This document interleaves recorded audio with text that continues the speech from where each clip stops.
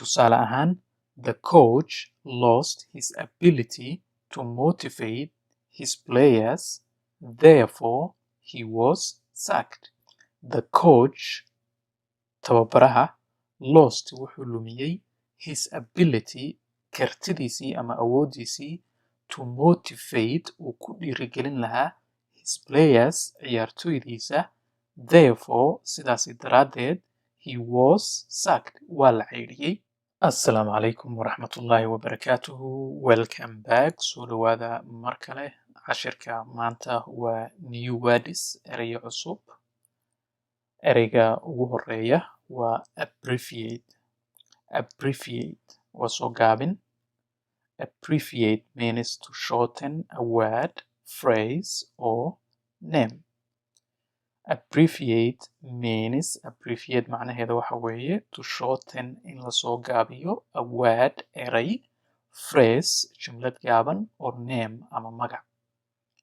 Tusaale ahaan, WHO is the abbreviation of the World Health Organization.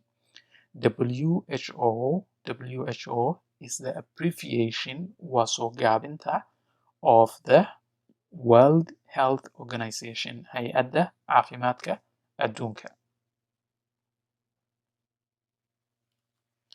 Abdomen. Abdomen waa uurku jirta ama caloosha iyo unugyadan dheefshiidka oo dhan ayaa waxaa la yidhaahdaa abdomen.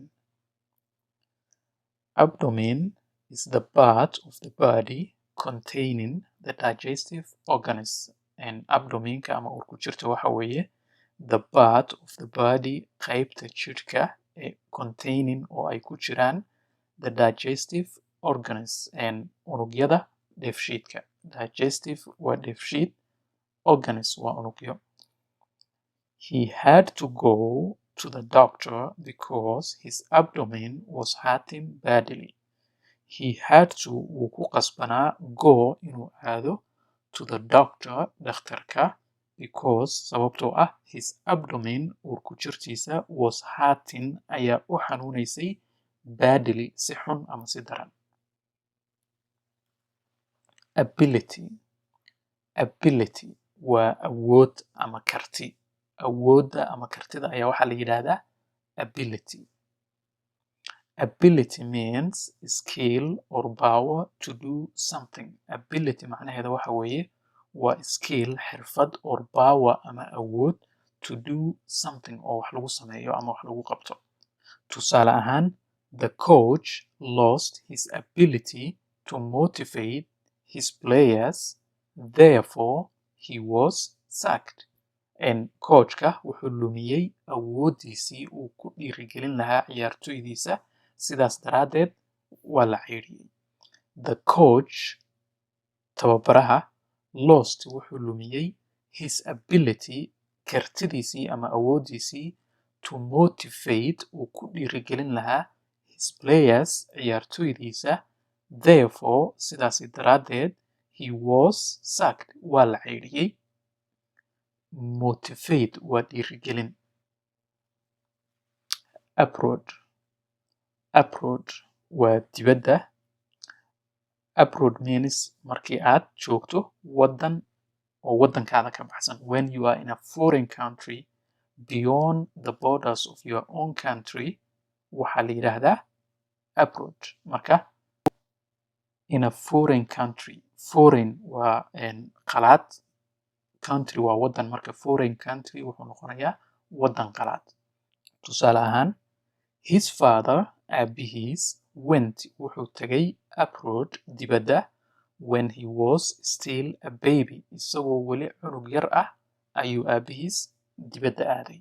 His father went abroad when he was still a baby. Abrupt. Abrupt waa kedis, lama filaan, si aan la filaynin ama kedis ah. Abrupt sidoo kale waxaa lagu macnayn karaa sudden. Sudden waa degdeg ama unexpected, lama filaan, unexpected, aan la filaynin. Tusaale ahaan, I was surprised when he abruptly left the meeting.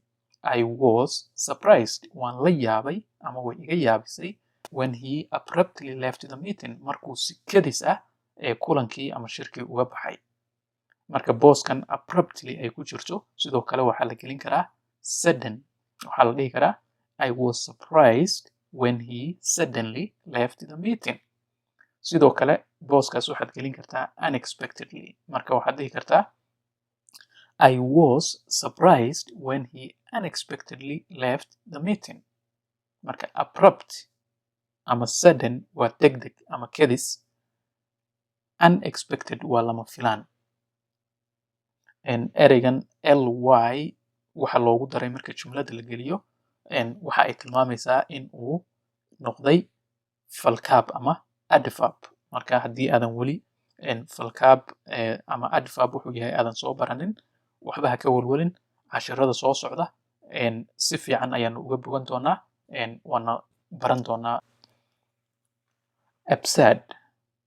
absurd waa doqonnimo absurd means unreasonable absurd macnaheedu waxa weeye unreasonable aan macquul ahayn ama inappropriate aan habboonayn reasonable waa macquulgal ah un marka lagu daro diidmaa laga dhigaya waxaa leeyahay aan macquul ahayn aan macquulgal ahayn appropriate waxa weeye waa habboon in marka hore laga raaciyo diidma ayay noqonaysaa aan habboonayn bay noqonaysaa inappropriate tusaale ahaan it is absurd to think that you can deceive your parents waa doqonnimo in aad ku fikirto ama aad u malayso in aad waalidkaa khayaani karto it is absurd waa doqonnimo to think in aad ku fikirto that you can deceive your parents in aad waalidkaa khayaani karto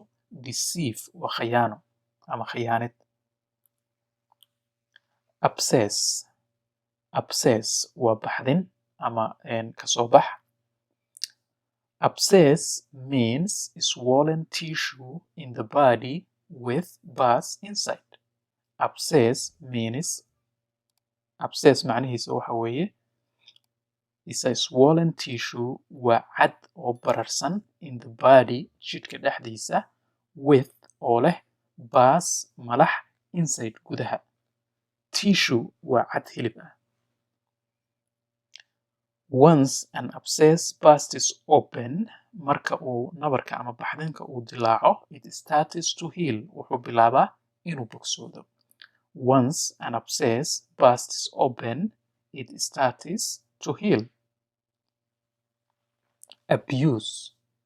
abuse waa ku takrifal ereygan macno badan ayuu leeyahay sidoo kale cayna wuu noqdaa laakiin hadda sidaan usoo qaadanayen u baranayno waxa weeye ku takrifal khaasatan ku takrifal oo joogto ah oo mar walba dhaca if you treat an animal or a person with cruelty that means you are abusing them haddii xayawaan ama qof bini aadam ah aad si cadownimo ah ula dhaqantid oo khaasatan si joogto ah macnaheeda waxa weeye qofkaasi waad ku takrifalaysaa ama waxaad ku samaynaysaa wax la yidhaahdo abuse macnaheedu wuxuu noqonayaa misuse in aad si xun u isticmaasho ama improper use of something shay aad si khaldan ama si aan loogu talagelin oo aan habboonayn aad u isticmaasho tusaale ahaan it is an abuse of power to imprison an innocent individual it is waxa weeye an abuse of power ku takrifal awoodeed to imprison in xabsi la geliyo an innocent individual shakhsi oo markaasi aan dembi lahayn innocent waa aan dembi lahayn individual waa shakhsi cashirkii maanta intaas aynoo joogo inta aynu ku kulmi doono midkan la mid ah waxaan idinkaga tegayaa wasalaamu calaykum waraxmatullaahi wabarakaatu